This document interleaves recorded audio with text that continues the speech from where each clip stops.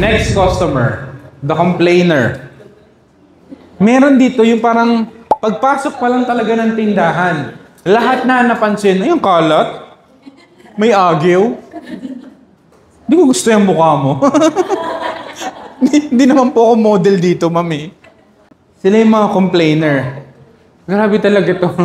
Eh dito yung nauubos yung ano eh. Dito magagamit yung energy ng kape mo eh. Para dito talaga energy drink eh. Sa mga taong complainer. Tapatin natin. Halos ganito talaga itsura. Pag gawin nyo lang babae yung mga mukha ng complainer.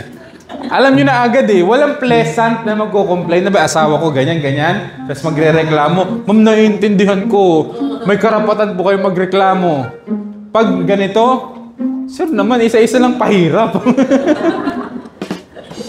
Hindi, paano ito ayusin? Always find something wrong with the food, service, environment, or items. Ma'am, ano po ba yung kino-complain natin? Ma'am, pwede ko po bang malaman? Yung manuhi, dinalalamin sa tindahan ay gumana. Dito gumagana, ang dinalam sa tindahan, hindi gumagana. Ma'am, nakita na, sir, na-testing nyo na po ba yung kuryente? Baka hindi kaya ng power? Laging may solusyon ang problema. Tandaan nyo po, pakisabi, laging may solusyon ang problema. Pag wala siyang solusyon, realidad na siya.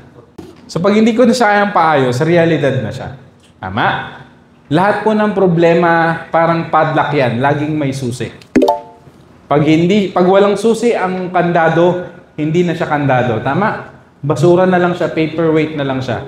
Same with problem. Sa tagal ko po na na-encounter, malaking kumpanya, maliit na kumpanya, basic, laging may solusyon ng problema. Kahit po yung mga tao. Paano i-handle ang mga complainer? Listen without interrupting. Pagsalitain nyo lang po talaga. Yung mga mareklamo, kailangan nyo maintindihan to. Gusto lang nilang ubusin yung energy nila na magsisigaw, magagalit. Baka lahat ng produkto nyo, ganyan. Dito.